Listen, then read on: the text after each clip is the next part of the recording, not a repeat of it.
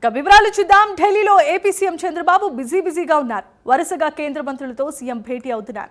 కేంద్ర ఆర్థిక మంత్రి నిర్మలా సీతారామన్తో చంద్రబాబు భేటీ అయ్యారు. పూర్వోదయ సాస్కి పథకాలతో ఏపీకి చేయూత ఇవ్వాలని కేంద్ర మంత్రిని కోరారు. రాయలసీమను హార్టికల్చర్ హబ్గా తీర్చిదిద్దేందుకు వచ్చే బడ్జెట్లో నిధులు కేటాయించాల్సిందిగా కోరారు. పోలవరం నల్లమల్ల సాగర్కు చేయూత అందించాలని విజ్ఞప్తి చేశారు. సాస్కి కింద మంజూరైన ప్రాజెక్టులను సత్వరమే చేపట్టాలన్నారు సీఎం. వికసిత్ భారత్, స్వర్ణాంధ్ర 2047 విజన్లపై కేంద్ర మంత్రికి సీఎం వివరణ ఇచ్చారు.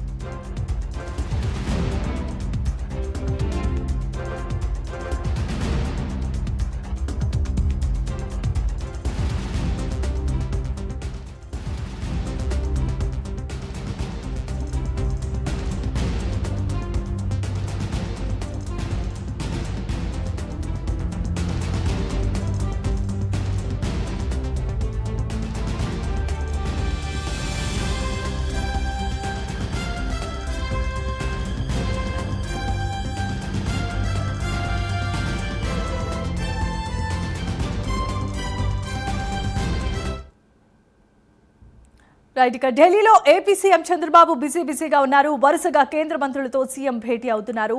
ముఖ్యంగా కేంద్ర ఆర్థిక మంత్రి నిర్మలా సీతారామన్తో చంద్రబాబు భేటీ అయ్యారు. పూర్వోదయ సాస్కి పథకాలతో ఏపీకి చేయూతనివ్వాల్సిందిగా కేంద్ర మంత్రిని కోరారు. రాయలసీమను హార్టికల్చర్ హబ్గా తీర్చిదిద్దేందుకు వచ్చే బడ్జెట్లో నిధులను కేటాయించాలని ఆయన కోరారు. పోలవరం నల్లమల్ల సాగర్కు చేయూత అందించాలని విజ్ఞప్తి చేశారు. సాస్కి కింద మంజూరైన ప్రాజెక్టులను సత్వరమే చేపట్టాలన్నారు సీఎం. ఇక వికసిత్ భారత్, స్వర్ణాంధ్ర 2047 విజన్లపై కేంద్ర మంత్రికి సీఎం వివరణ ఇచ్చారు. ఇదే అంశానికి సంబంధించి మరిన్ని వివరాలను మా నేషనల్ బ్యూరో చీఫ్ కళ అందిస్తారు. కళ, చెప్పండి. దాదాపు మనకు 2 రోజుల పర్యటన నిమిత్తము ఆంధ్రప్రదేశ్ సీఎం నారా చంద్రబాబు నాయుడు ఢిల్లీకి రావడం జరిగింది. ఉదయం నుంచి కూడా పలు కేంద్ర మంత్రులతో సమావేశాలు జరుగుతున్నాయి. ఇప్పటి వరకు కూడా ముఖ్యంగా ఉదయం సిఆర్ పాటిల్తో చాలా కీలకమైనటువంటి సమావేశము, తర్వాత ఇక్కడ కేంద్ర ఆర్థిక శాఖ మంత్రి ఏదైతే నిర్మలా సీతారామన్తో, ఏదైతే మనకు కేంద్ర హోంశాఖ మంత్రి అమిత్ షాతో కూడా సమావేశం కూడా ఉన్నది. కానీ కొంత టైం షెడ్యూల్స్ వల్ల దాన్ని మరి కొంత టైంని ముందుకు చేర్చడం జరిగింది.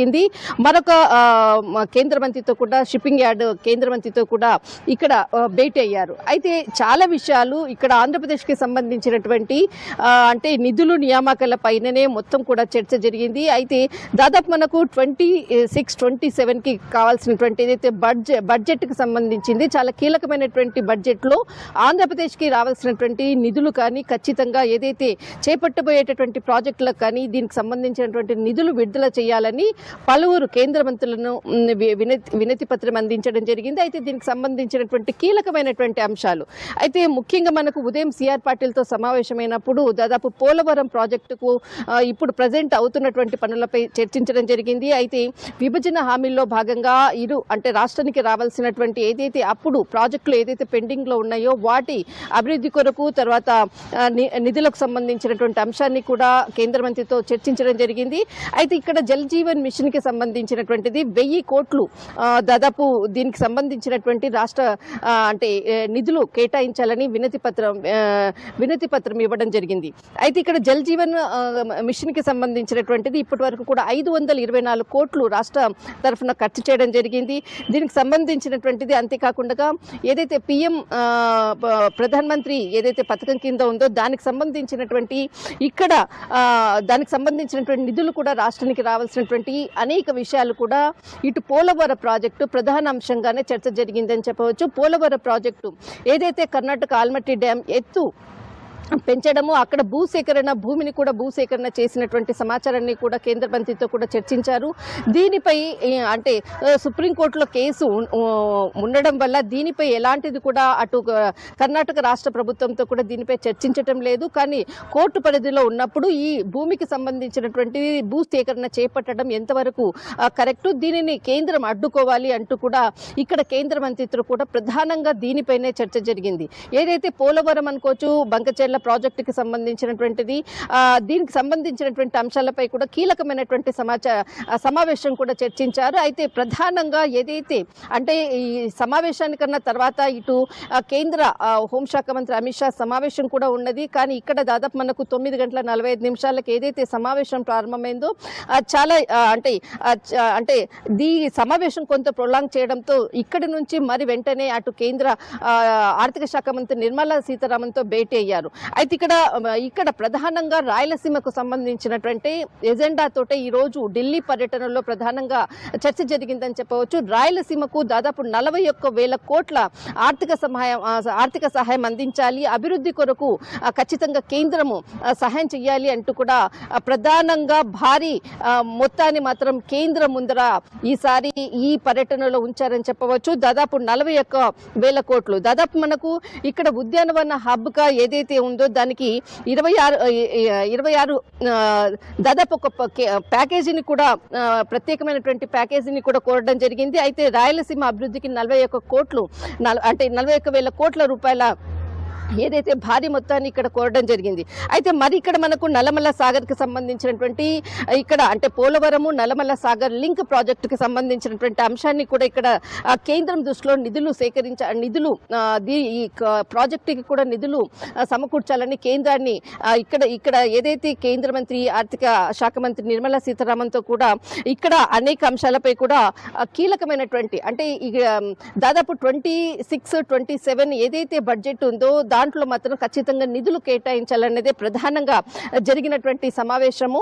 అయితే ఇక్కడ ఏదైతే మనకు షిప్పింగ్ యార్డ్కి సంబంధించినది అంటే ఎప్పుడైతే ఇక్కడ మనకు నిర్మలా సీతారామన్తో సమావేశం అయ్యాక రాయలసీమని ఎజెండాగా పూర్తిగా కూడా అంటే అక్కడ మనకు ప్రాజెక్టులకు సంబంధించింది అనుకోవచ్చు, ఉద్యానవన హబ్కు ఏదైతే రాష్ట్రం ఇప్పటి వరకు ఎంత ఖర్చు చేసింది అనే దానికి సంబంధించినటువంటి సమాచారాన్ని, తర్వాత కేంద్రం ఇవ్వవలసినటువంటి నిధులు, దీనికి సంబంధించినటువంటిది ఒక వినతి పత్రాన్ని కూడా ఇటు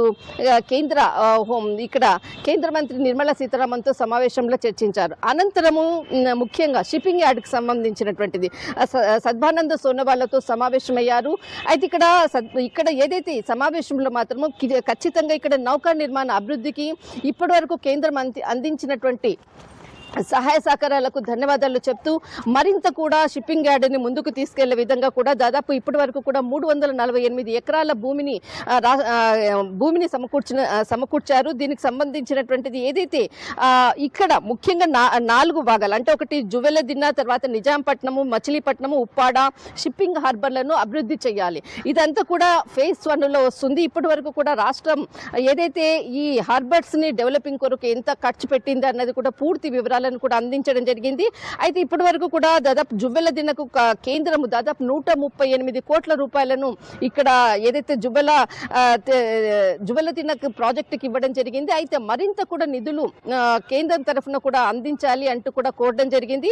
అయితే దాదాపు మొత్తం మీద మాత్రం కేవలం 4 షిప్పింగ్ యార్డ్లు ఏదైతే ఉన్నదో దాదాపు మనకు జువ్వెలదిన్న, తర్వాత నిజాంపట్నం, మచిలీపట్నం, కేవలం జువ్వెలదిన్నకు మాత్రమే కేంద్రం ఇచ్చినటువంటి నిధులు మాత్రమే. కానీ ఇంకా 3 ఏదైతే హార్బర్స్ ఉన్నాయో వాటికి కూడా వెంటనే నిధులు ఇవ్వాలి. కానీ కేంద్రం నుంచి ఇప్పటి వరకు కూడా 590 కోట్ల కేంద్రం నుంచి సహాయం అందాలి అంటూ కూడా వివరాలను కూడా ప్రెస్ మీట్ వేదికగా కూడా ప్రెస్ మీట్స్ కి ఏదైతే సమాచారాన్ని ఇవ్వడం జరిగింది. ఇప్పుడు ఏదైతే సమాచారం అంటే ఈ సమావేశం అయ్యాక ఇక్కడి నుంచి కూడా మనకు ఏదైతే నూతనంగా ఇప్పుడు జాతీయ బీజేపీ అధ్యక్షుడిగా నియామకం జరిగిన తర్వాత నితిన్ నబీన్ ని కలవడం కొరకు కూడా పార్లమెంట్ నుంచి కూడా నేరుగా బీహార్ భవన్ కి బయలుదేరినట్లు కూడా సమాచారం అందుతుంది. మొత్తం మీద దాదాపు 6 కేంద్ర మంత్రులతో సమావేశం ఉంటే ఇప్పటి వరకు కూడా ముగ్గురు కేంద్ర మంత్రులతో సమావేశం, రాష్ట్రానికి సంబంధించినటువంటి నిధులు నియామకాలపై, రాష్ట్రానికి అభివృద్ధికి దిశగా దాదాపు వచ్చేటటువంటి బడ్జెట్లో నిధులు కేటాయించేది కూడా పూర్తి ప్రణాళికలతో, పూర్తి సమాచారం డాటాతో కూడా ఇక్కడ కేంద్ర మంత్రుల ముందర ఉంచడం జరిగింది. అయితే రానున్నటువంటి బడ్జెట్లో సరైనటువంటి ప్రాధాన్యత ఇవ్వాలంటూ కోరడం కూడా ఈ కీలకమైనటువంటి భేటీలో ప్రధానంగా చెప్పవచ్చు. Jemimah, thanks for the updates and details. కళ.